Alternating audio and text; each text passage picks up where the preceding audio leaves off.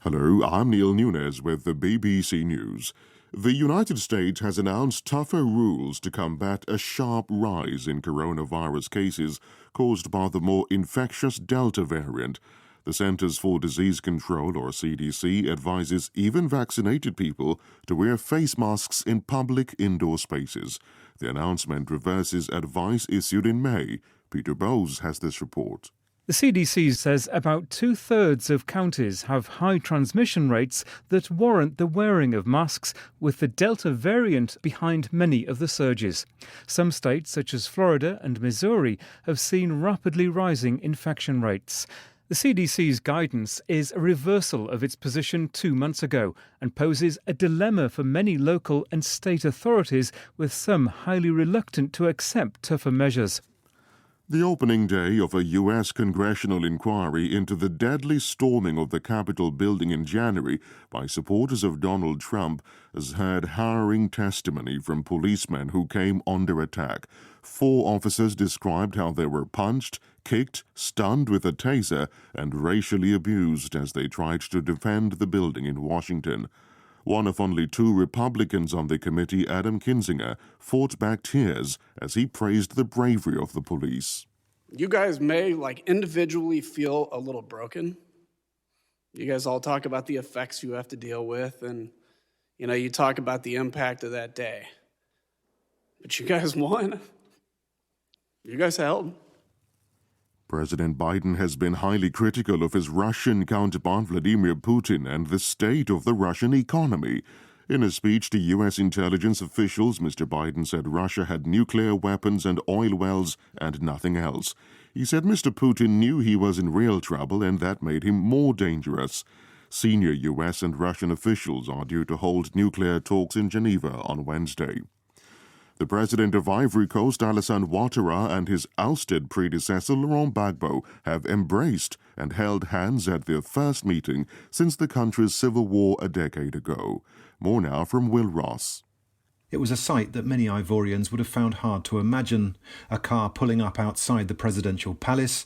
Out steps the former president Laurent Gbagbo, who's warmly embraced by his longtime rival Alassane Ouattara, before the 2 men head off for talks. It's a decade since Mr. Gbagbo was arrested, hiding in a bunker. A dramatic fall for a president whose refusal to admit electoral defeat led to war. In a country where the average age is just 18, the main political rivals are all in their 70s and 80s. So whilst Ivorians wait for signs of genuine reconciliation, many are saying it's time for younger leaders.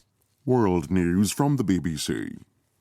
Apple, Microsoft and Google's parent company Alphabet have reported sharp increases in profits. The latest quarterly results show Alphabet made $18.5 billion, more than twice the figure for the same time last year. Apple published its best ever profits for the third quarter, and revenues at Microsoft rose by 21% compared with the same period in 2020. The U.S. government is suspending cooperation with the prosecutor's office in Guatemala following the dismissal of a high-profile anti-corruption official.